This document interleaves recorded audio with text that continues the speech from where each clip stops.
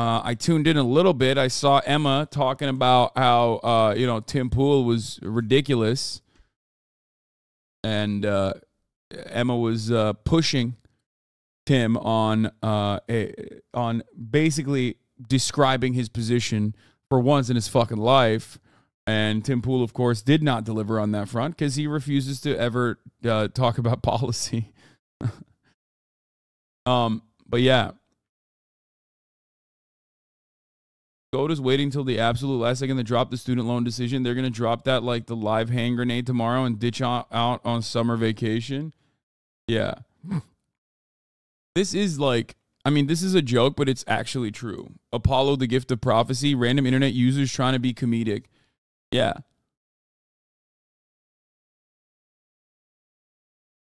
His position is center left.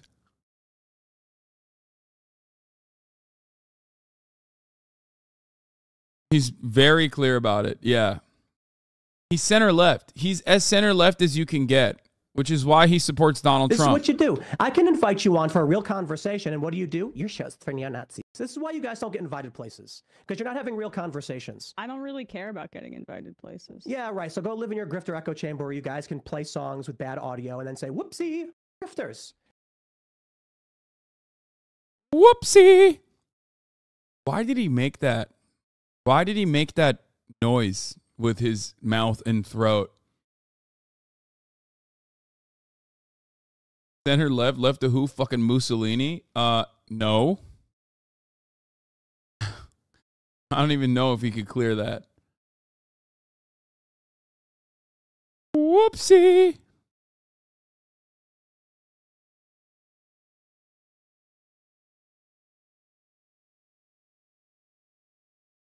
It's a Mortal Kombat reference.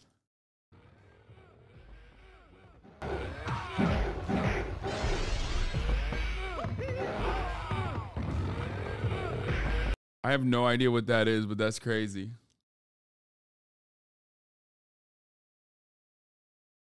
He told Emma that she is to the right of him because she supports Palestine. Yeah, I heard that one. That one was really funny. Does anyone have that link? I saw that clip of them talking about like oh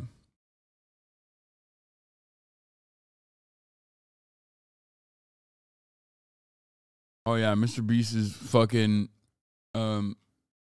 sexy ass photos on the timeline graced my eyeballs earlier today. This is a great conversation. If you want to understand, if you want to understand Tim Pool's positions, okay, here's what he said. First, then, I mean, that's pro-imperialism. That's not, and that's still pro-war. No, yes, a lot of people around the world do a lot of bad things. I don't think the U.S. should be an empire going and funding wars all over the world. We're not funding wars. We're funding the defense. I mean, like, and there's. So I don't even agree fully with what Emma is saying here. Like, her position is that our position in Ukraine is purely a defensive one. Like, we're funding the defense of Ukraine. I mean, there's truth to what she's saying, obviously, which it is true. We are technically funding the defense of Ukraine. That is true. Ukraine is invaded. America is funneling weapons into Ukraine. And Ukraine is defending itself from Russian invasion. That part is technically true. Our interests are not obviously honest or good or moral. Our interests in Ukraine are the continuation of that war as long as possible, because that's a really good way to, continue making money for the military-industrial complex. Like, that part is also true, right? We're still using it as a proxy war. It's fine. For the sake of the argument that she's making here, let's something continue. That you can be said where should we draw a certain line? I have already conceded that strings should be attached and we should be involved in peace negotiations, but to flatten the power dynamic. Yeah, she says we should do conditional aid, which is my point as well, for the record. For those of you who don't know, I have said this exact same thing as well. If you're going to do aid, I would rather have it be humanitarian. And if you're going to do any kind of lethal aid, okay, it has to be conditional. Okay, it has to be conditional, and the conditions have to be that like peace negotiations have to happen. Dynamics here. I mean, I would imagine this is like the same argument that you hear when it comes to Israel and Palestine, right? Where Palestinians are defending themselves, and then it's, oh my gosh, they are just it's completely symmetrical. Israel and Palestine. These are two actors just battling it out. To your favor of intervention there? I would love to fund the Palestinians so that they were able to have a better life for themselves. You are to the right of me on foreign policy. Well, we already fund Israel, dude. Yeah. Are you against that? That's a tougher question. I don't have an answer to. That's a tougher question. I don't have an answer to it. Why? Because plenty of people in his audience fucking despise Israel, maybe for other reasons. Okay? So he can't come out of the gate swinging, because the Republican Party, or at least like the more internet side of the Republican audience, is comprised of people on the one hand who are neocons and like massive Zionists, who are, you know, white supremacists, white evangelical Christians, the largest pro-Israel group in this country, not American Jews, but white evangelical Protestants, okay, for, you know, reasons that I will not get into because it's too long. So that's one part of his audience. And then the other part of his audience is like people who are like, Israel sucks because they're Jews and they control America because they're fucking, the dudes that say that are like the Nazis. So he has to be in this like weird position now where he has to be in this position where he's like, oh, well, that's complicated. It's like, why is that complicated? You just said personally, very confused MB, thank you for the 25, get the subs, by the way. You just said that like you don't think we should be fucking arming conflicts. Like, what do you say to like Obama giving $38 billion to Israel and still coming across as like the most anti-Semitic president that America has ever had?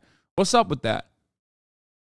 Even the most anti-Semitic president, okay, in U.S. history still gave a 10-year, $38 billion proposal to Israel, like weapons, munitions, all that stuff. So what's going on there, right? But of course, he can't fucking say that. He can't be like, yeah, that's unacceptable.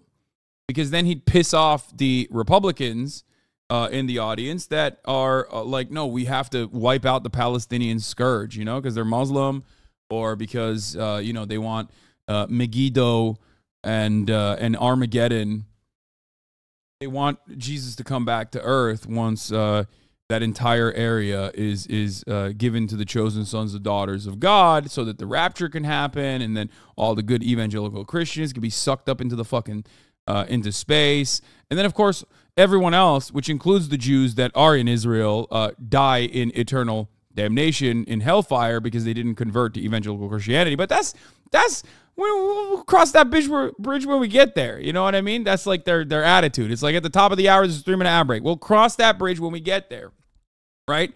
Like, how will I avoid those ads? Well, if you don't want to get sucked up into eternal damnation, or at least 3 minutes of ads at the top of the hour, then all you need to do is subscribe, which you can do for $5 or for free with a Twitch Prime, right?